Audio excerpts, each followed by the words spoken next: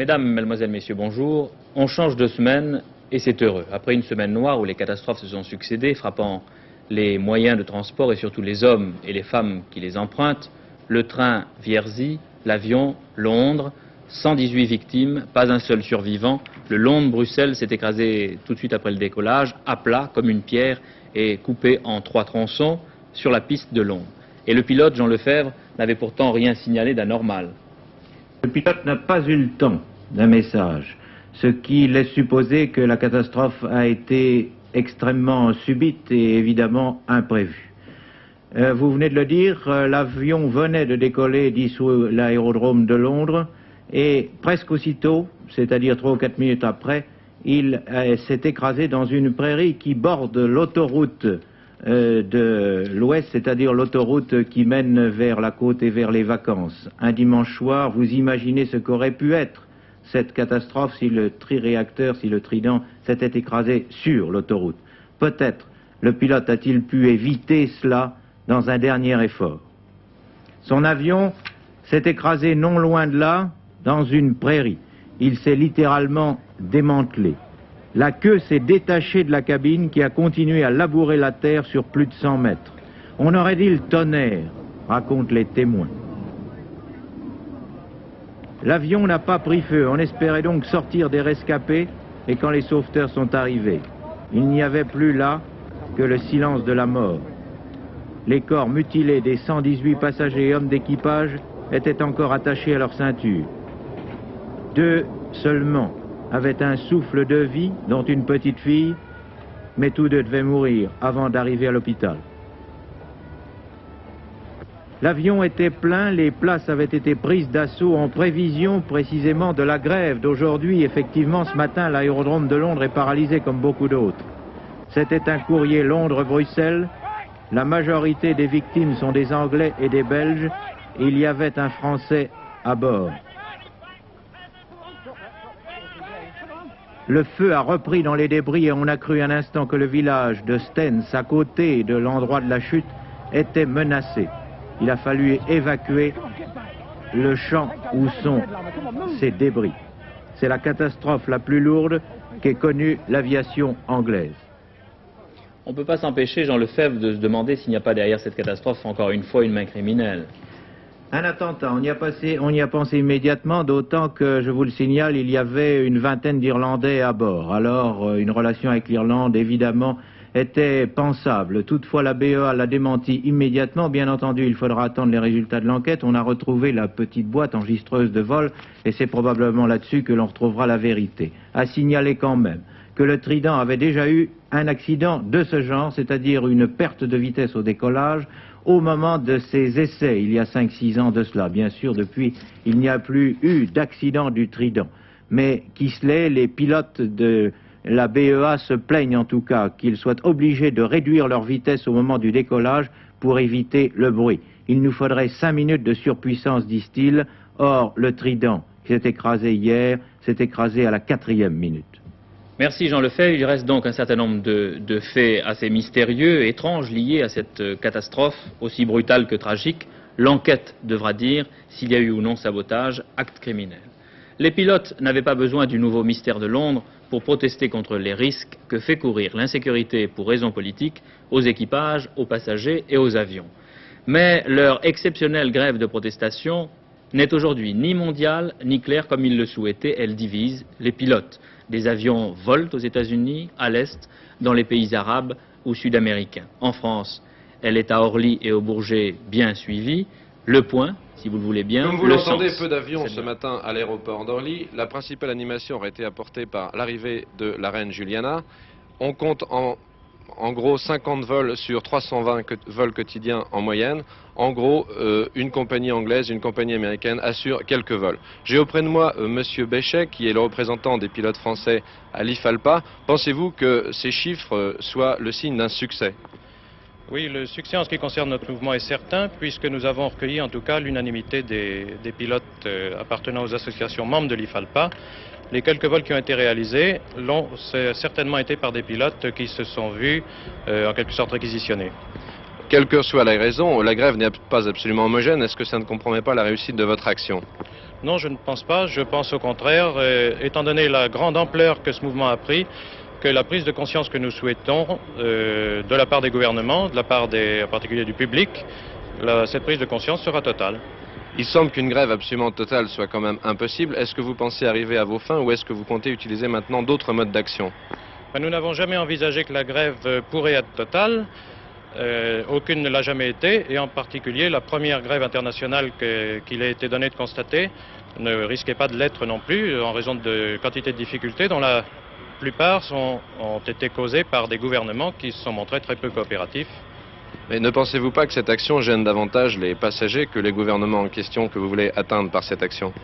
Certainement pas. La gêne n'est que passagère, puisque notre mouvement ne concerne en tout et pour tout que 24 heures. Et en tout cas, les effets de ce mouvement seront certainement moins nocifs que ce qui attend le transport aérien si nous restons là sans réagir devant cette vague, cette multiplication des méfaits que vous connaissez très bien. Et si cette grève de travail internationale ne donne aucun résultat, que comptez-vous faire maintenant?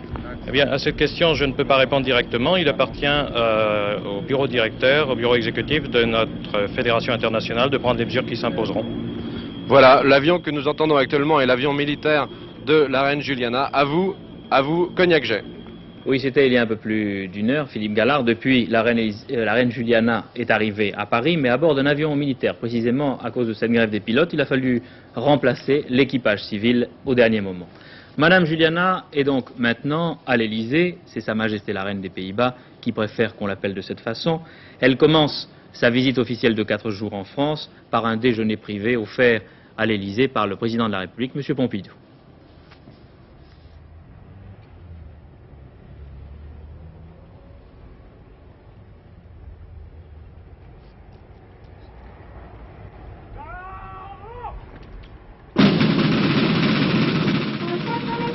Second voyage officiel en France pour la reine des Pays-Bas. Le premier remonte à 1950, accueilli par le président Vincent Auriol. Aujourd'hui à Orly, la reine Juliana et le prince Bernard sont accueillis par monsieur et madame Pompidou avec quelques rayons de soleil, mais encore bien timides. Le couple royal restera 4 jours en France avec un petit déplacement en province, en Alsace, mercredi et jeudi. Et c'est en hélicoptère que la reine Juliana a quitté Orly pour rejoindre les Invalides après avoir passé en revue les troupes. Le pont Alexandre III avec en arrière-plan l'esplanade des Invalides.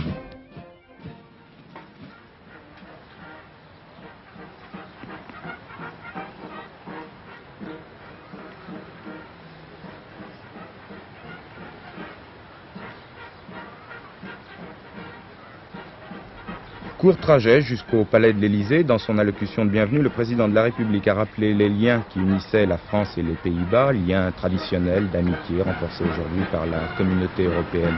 Et il est certain que ces questions seront évoquées entre le ministre des Affaires étrangères néerlandais qui accompagne la reine Juliana et M. Maurice Schumann.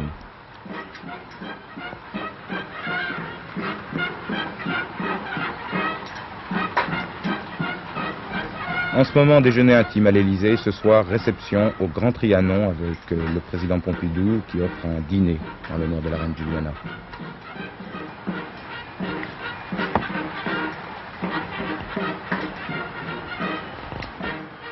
Ce voyage donnera lieu évidemment à de nombreuses et importantes conversations politiques sur l'avenir de l'Europe des 10 au sommet entre ministres des Affaires étrangères. Hier, le président de la République, M. Pompidou, déclarait à la télévision néerlandaise à propos du futur sommet européen, je cite, « On est d'accord sur rien ou presque. Si l'on ne veut pas réaliser des choses précises et avancer réellement, ce n'est pas la peine de réunir cette conférence au sommet.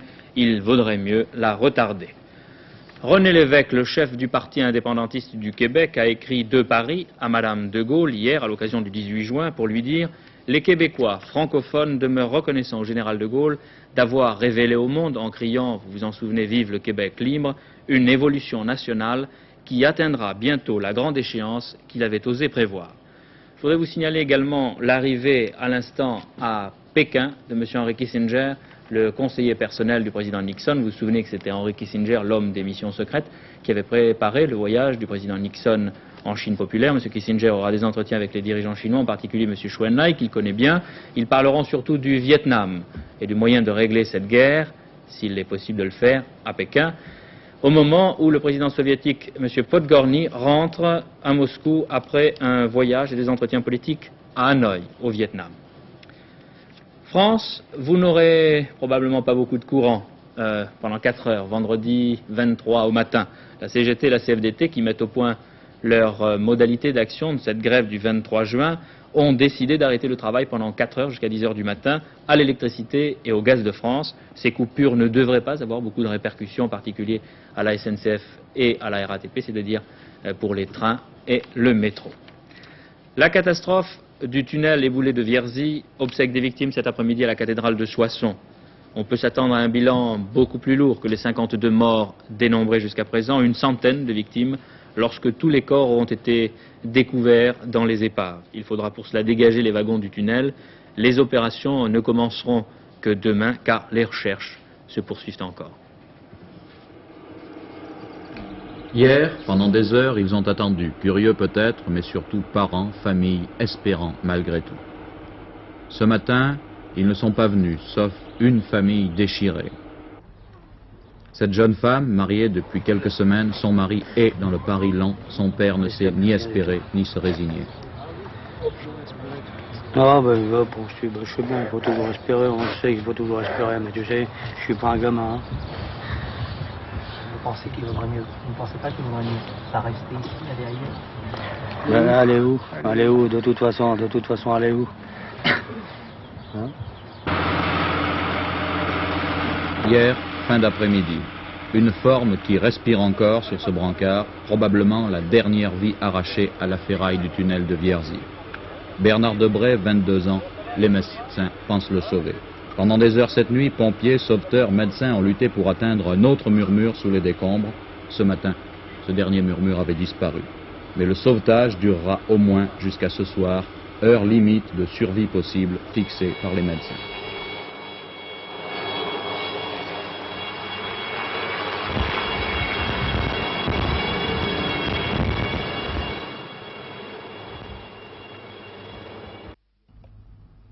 Abbaye de Saint-Léger, hier, ce matin peut-être, peu importe. Que dire devant ce silence, ces images, cet anéantissement de toutes les catastrophes? Cet après-midi, ils seront des milliers devant la cathédrale de Soissons pour dire une dernière fois la douleur de tous. L'opinion publique internationale et les gouvernements semblent décidés à lutter contre les fléaux qui atteignent ou qui menacent l'environnement de l'homme. On l'a constaté, et vous le savez, à la grande conférence de Stockholm, mais là, on a vu également le gouvernement suédois et l'Organisation des Nations Unies, l'ONU, accorder à la contestation les moyens de s'exprimer librement. Et la contestation a respecté les règles du jeu de la société suédoise. Plusieurs conférences ont cohabité paisiblement à Stockholm. La conférence très officielle des Nations Unies, la conférence officieuse de toutes les organisations non gouvernementales et la conférence en marge des contestataires et des hippies. Avant la conférence, on avait craint que les débats ne soient perturbés par des manifestations et même des violences. Pour éviter cela, le secrétariat de l'ONU et le gouvernement suédois ont pris le parti de laisser tous les courants s'exprimer. Ils ont invité des organisations officieuses, associations de jeunes, groupements scientifiques ou religieux à participer aux travaux. Pour les contestataires, ils ont ouvert et subventionné des forums.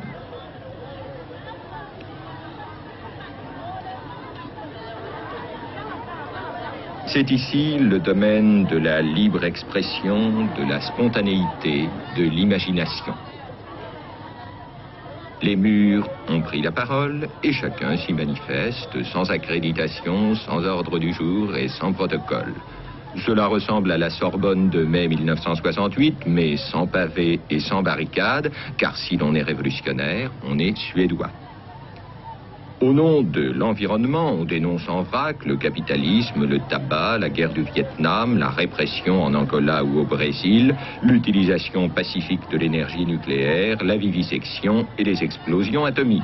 On prêche la non-violence, le retour à la nature ou la lutte armée. L'environnement, c'est la politique.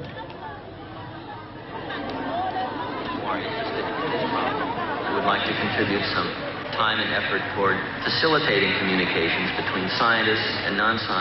Et puis, on parle. Les débats publics ont lieu dans une salle équipée d'un dispositif de traduction simultanée. Chacun peut y prendre la parole, interrompre, critiquer. Les murs sont aussi éloquents que les orateurs. À la tribune se sont retrouvés des anthropologues, des chercheurs, des écrivains, dans des débats souvent très passionnants. Un travail de réflexion approfondie a été fait au sein de groupes spécialisés. Les contestataires ont encore imprimé et diffusé leurs journaux.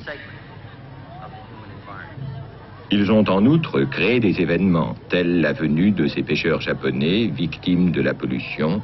Cette femme a consommé du poisson qui, disent-ils, a été pollué par le mercure contenu dans des rejets industriels.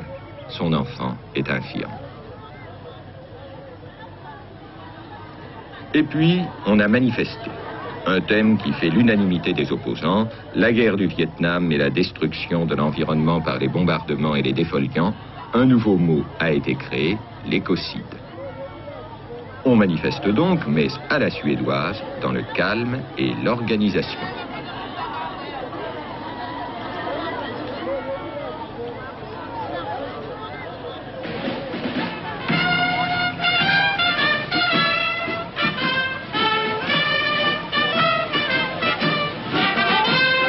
Les manifestations contre la guerre au Vietnam se succèdent ici depuis des années et sont devenues une sorte de rituel. Quelques rares policiers surveillent, canalisent, conseillent au besoin. À l'occasion de la conférence, le gouvernement suédois a triplé les effectifs de la police dans la capitale. Le premier jour, il a montré sa force, mais il n'y a pas eu de heurts. Depuis lors, la police reste à l'écart, prête à intervenir. Mais ces meetings ne dégénèrent jamais. Les manifestants savent jusqu'où on peut aller trop loin. Les policiers savent jusqu'où on peut aller trop près. De part et d'autre, on joue le jeu. Les contestataires étrangers sont surpris, parfois gênés par cette absence de répression. Pourtant, aucun n'a provoqué d'excès ou de violence. En définitive, la contre-conférence a bien eu lieu, un travail original a été réalisé. C'est peut-être une utile leçon de savoir-vivre avec la contestation qu'ont donné les autorités et les contestataires. En France, demain, le bac, les épreuves du baccalauréat classique vont se dérouler ou se disputer demain, une semaine après le bac technique. Vous savez tout du baccalauréat qui est devenu un examen de masse. Sa préparation et sa réalisation demandent pourtant une organisation, une machine, si vous voulez, compliquée. Dominique Lory va vous guider à travers les coulisses du bac 72. Demain matin, dans cette salle, ils seront 200 à plancher sur les sujets du bac. Pour l'ensemble de la France, ils sont 300 000, bac de techniciens compris. Pour les lycéens, le bac commence demain matin, mais pour ceux qui sont chargés d'organiser cette vaste opération, plusieurs milliers de personnes réparties dans les principales villes de France, le bac 72 a commencé il y a un an, en fait, dès la fin du bac 71.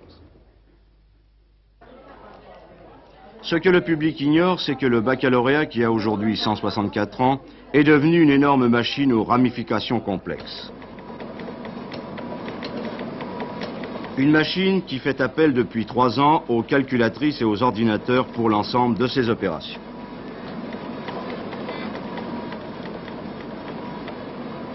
Ici, à la Maison des Examens, à Arcueil, on met en place l'infrastructure parisienne.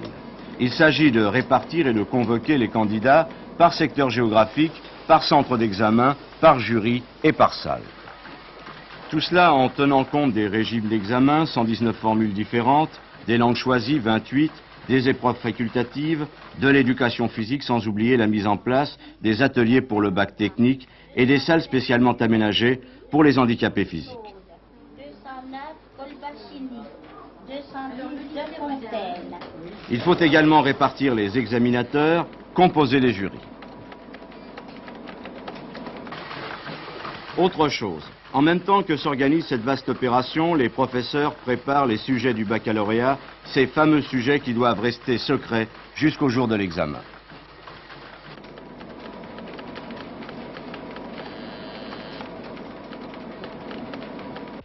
Nous sommes ici devant le Saint des Saints. Derrière cette porte se trouvent en effet entreposés de véritables secrets d'État, c'est-à-dire les sujets du bac, et bien sûr nous ne pouvons pas y pénétrer. C'est une chambre forte avec combinaison, système électrique, signal d'alarme. Madame Dupont, combien de personnes peuvent franchir cette porte? 3 en permanence. Occasionnellement, les professeurs qui font partie des commissions de choix de sujets et qui disposent d'une petite salle de réunion pour y délibérer. Cette salle de réunion est dans la zone protégée également, et bien sûr pas dans les chambres fortes. Est-ce qu'on peut dire que le secret est bien gardé? Je le crois. Combien de temps les sujets sont entreposés? Une quinzaine de jours. Et c'est en surveillance continuelle? En surveillance continuelle. Oui, mais il y a une question qui est importante, c'est qui choisit ces fameux sujets du bac? Eh bien, des professeurs de classe terminale qui sont accompagnés d'inspecteurs pédagogiques régionaux. La commission de choix de sujets est présidée par un professeur d'enseignement supérieur. Et sur quels critères on les choisit? Eh bien, ces sujets doivent être dans le programme, bien entendu. C'est le critère essentiel. Oui, parce que l'an dernier, dans les sujets de philosophie, par exemple, on entendait souvent parler de liberté. Est-ce que c'est une directive du ministère de l'Éducation nationale? Non, probablement une mode des professeurs, mais certainement aucune directive. Le ministère ne donne aucune directive de ce genre pour les sujets. Et il n'y a pas de fuite? Aucune, à ma connaissance. Voilà, qu'ils soient nombreux demain, et à partir de demain à réussir. Je veux maintenant vous parler d'une expérience unique en France qui pourrait être tentée ailleurs qu'à Villeneuve-sur-Lot, où a eu lieu hier avec succès. Nous avions un témoin, Bernard Pradino.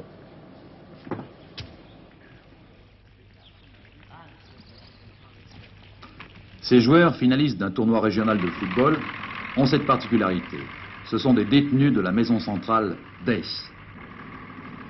Et c'est la première fois en France que des détenus sortent d'une centrale pour disputer une rencontre sportive à l'extérieur sur un stade municipal.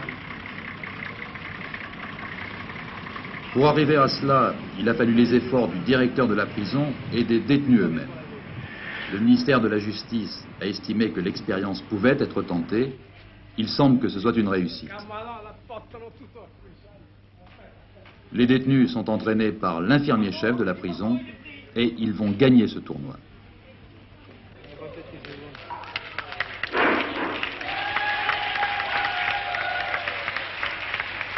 Leurs adversaires, les enseignants du CET de Villeneuve-sur-Lot. Avant le match lui-même, une anecdote. L'un des joueurs de l'équipe de la centrale a été libéré 15 jours avant la finale. Il a refusé de quitter la prison. On a dû l'escorter jusqu'à la frontière espagnole. Un peu exagéré peut-être, comme histoire, mais ce sont les détenus qui me l'ont raconté. Cette première sportive et surtout sociale était un pari de la prison, sans aucune sensiblerie, avec la crainte seulement que l'opinion publique dise « quel paternalisme ». Les détenus sont en clair, les professeurs en sombre. En fait, pour les détenus et leurs directeurs, ce pari était surtout intéressant comme exemple et pour l'avenir. Le match a été difficile, acharné, sans cadeau, et à la mi-temps, le score était nul. Là, à la mi-temps, 2 buts partout, ça me paraît satisfaisant comme score. On a été surpris. Parce que d'abord, il y a l'émotion. Et puis, on sort dehors, il y a un peu d'émotion. On a été surpris. C'est rentré d'un début qu'on ne prend jamais. Le public sur le terrain, on l'entend pas beaucoup. On joue le jeu, on ne fait pas attention au public. D'ailleurs, il n'est pas très nombreux, je regarde. À la centrale, je crois qu'il y en a plus.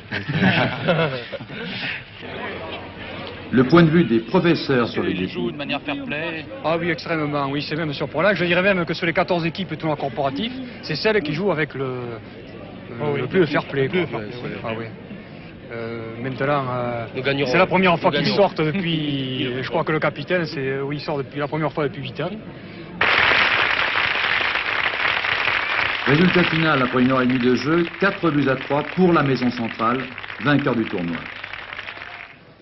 La Transat en solitaire, une course de 5000 km à la voile à travers l'Atlantique, 25 jours pour les concurrents les plus rapides et ceux qui arrivent. Vous vous demandez peut-être comment un navigateur solitaire arrive à manœuvrer seul un bateau qui peut mesurer parfois jusqu'à 40 mètres, comme le bateau de Jean-Yves Terlin, qui est en ce moment en tête. Comment peut vivre, s'alimenter, dormir, piloter seul un navigateur pendant la course? Patrick Chaput va vous répondre. Ce bateau s'appelle Cambronne. Il participe à la course transatlantique en solitaire. À son bord donc un homme seul, Guy Piazzini, ethnologue de son métier et qui va naviguer pendant près d'1 mois sur l'Atlantique avant d'atteindre Newport, près de New York. Il est seul, mais cela ne l'empêche pas de se déplacer sur le pont, car comme les avions, les bateaux modernes sont désormais équipés d'un pilotage automatique. À partir du moment où il faut naviguer pendant des jours, voire des semaines, je crois que le problème primordial, c'est d'abord de bien surveiller sa toile, c'est-à-dire les voiles, qui sont quand même l'élément, c'est le moteur du bateau. Hein. Donc, plus le bateau est équilibré, étoilé en fonction du vent, plus le bateau va vite. Or, on a des régulateurs d'allure, c'est-à-dire des pilotes qui sont faits pour barrer aussi bien que nous, quelle que soit l'allure, soit au près, soit au vent de largue, ou lorsque le vent arrive en allure portante, c'est-à-dire sur l'arrière du bateau. Alors, ce qu'il faut surveiller, c'est la vitesse du bateau en fonction de la force du vent et de la direction du vent. Alors évidemment, il faut être très souvent sur le pont pour surveiller tous les appareils électroniques qui vous indiquent vitesse, direction, force du vent. Et ce qu'il faut souvent, c'est travailler et amener de la toile, en renvoyer, en diminuer, en augmenter. Quant au travail de la barre, vous voyez, elle travaille toute seule. Le pilote a été branché. On navigue en ce moment, je regarde mes régulateurs, mes appareils, 45-50 degrés du vent, c'est-à-dire qu'on est à un très bon plein petit lac. On marche à 7 nœuds et nous avons 19 nœuds de vent apparent. Je crois qu'on peut guère obtenir mieux avec ce type de bateau. Ça, c'est dans des conditions de beau temps. De beau temps, oui. Quand il fait mauvais, qu'est-ce qui se passe? C'est-à-dire le grand coup de tabac, 50-60 nœuds de vent, ça peut nous arriver dans une course transatlantique, surtout quand on prend la route nord. On laisse très peu de toile, hein. Un tourmentin, c'est 2, 3, 4 mètres carrés de toile, épais comme une tôle. On borde tout à mort, on descend à l'intérieur, on est là sous la coupelle de plexiglas. Dans ce bateau, on a fait poser une barre à roues à l'intérieur pour éventuellement chercher la cape dans les meilleures conditions, et puis être abrité des embruns, bien sûr. Le gros problème pour un navigateur solitaire qui participe à une course comme la Transat, c'est de garder son tonus intact pendant 1 mois. Il n'est pas seulement le pilote et le metteur au point de son bateau, il doit aussi savoir tout faire à son bord, la navigation bien sûr, mais aussi la cuisine, car le navigateur a besoin de récupérer des efforts constants qu'il fournit.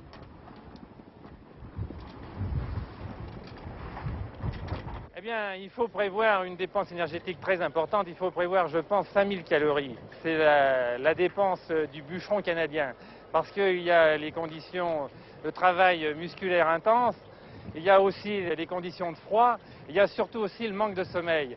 C'est pour ça qu'on doit recommander au navigateur de manger souvent. S'il peut manger 9 fois par jour, c'est bien.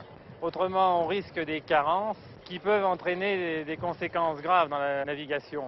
En particulier une fatigue, un mauvais rendement musculaire, des troubles visuels, des troubles cutanés qui peuvent avoir des conséquences importantes.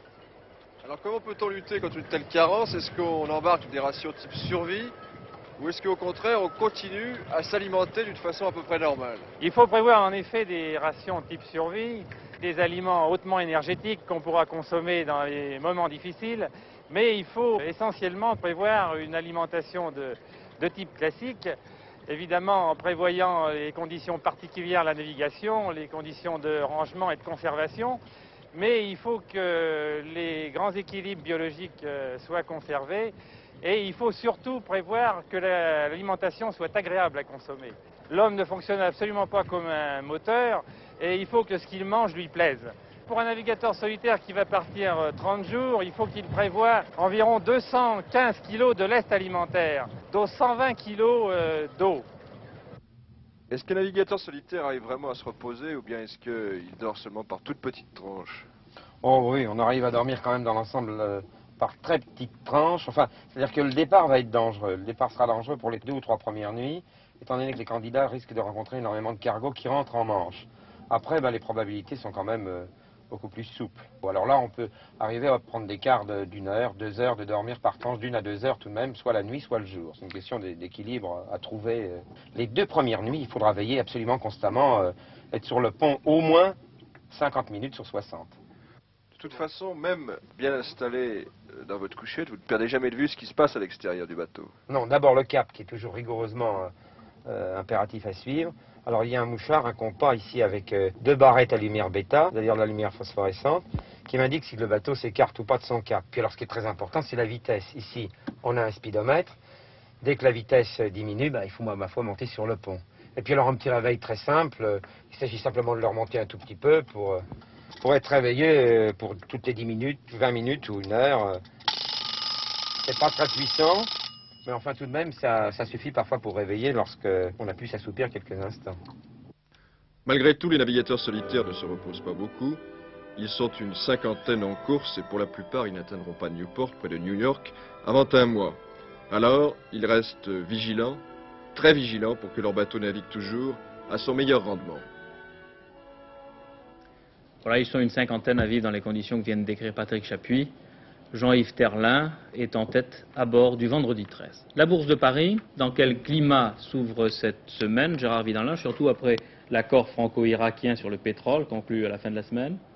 Eh bien, sur le climat général, valeur française, on a continué à baisser, mais il y a tout de même des résistances qui montrent tout de même qu'il y a un arrêt à cette baisse brutale de vendredi. Et en ce qui concerne l'accord avec l'Irak, eh bien, il est encouragé généralement favorablement. C'est en quelque sorte un accord de troc.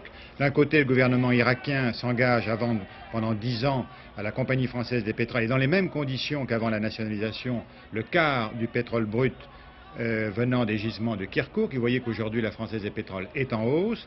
Et d'un autre côté, le gouvernement français s'engage à accroître l'aide financière aux Irakiens. Reste en suspens le montant de l'indemnisation qui n'a pas été fixé et également la possibilité pour la France d'augmenter son approvisionnement en Irak et bien entendu à quel prix. Ce prix n'a pas été encore fixé. Donc valeur française plus discutée, mais tout de même la baisse semble enrayée. Il y a des valeurs qui sont en légère hausse aujourd'hui. Voici d'ailleurs quelques cours dans la métallurgie. C'est ce matin qu'une augmentation de capital importante a été lancée, 440 millions, c'est Finextel, une société de financement du pétrole. La société qui avait en 70 proposé des actions au pair, eh bien depuis 2 ans, on peut constater que les cours actuels sont à 135 francs, donc une plus-value de 35%, et que la société a distribué un premier dividende de 5 francs et un deuxième de 9 francs. Donc on peut dire que sur 2 années, cette société a réalisé une plus-value en capital en bourse de l'ordre de 50%. Ceci, je crois, est encourageant car elle va permettre à d'autres sociétés de financement de pétrole de faire des propositions d'augmentation de capital à leurs actionnaires. Il va y avoir du reste après Finextel, Codetel qui est coté en bourse, mais une troisième société qui sera dont les actions seront proposées au public, qui est Agritel. Michelin a inauguré à La Roche-sur-Yon, en Vendée, une usine. Cette usine a une originalité, c'est qu'elle fabriquera pour la première fois des pneumatiques sans chambre à air destinés aux camions. Ce matin, Péchinet Eugene Kuhlmann tenait une conférence de presse qui a confirmé que la société avait traversé une passe difficile en 71. En 72, la situation s'améliore, mais c'est surtout en 73 que la société connaîtra, notamment dans l'industrie des métaux et la chimie, une conjoncture meilleure. Légère hausse aujourd'hui sur le marché de l'or. Le lingot, en effet, cote 9455 contre 9000 et même 9485, donc on a quand même monté en séance contre 9425, donc là c'est une information instantanée, et le Napoléon 6610 contre 6580. Encore un mot pour vous signaler l'agence économique et financière, qui est une agence spécialisée dans l'information économique et financière et qui représente un outil tout à fait remarquable pour nous tous, journalistes économiques et financiers, qui a amélioré sa présentation. Je crois que cet hommage lui était dû. À vous, les studios. Merci. Voulez-vous connaître les saints de ce 19 juin? Saint-Romuald, Sainte-Micheline, Saint-Gervais, Gervaise. Saint-Romuald, né à Ravenne en Italie vers 950, s'est fait moine pour consacrer sa vie à la recherche de la perfection.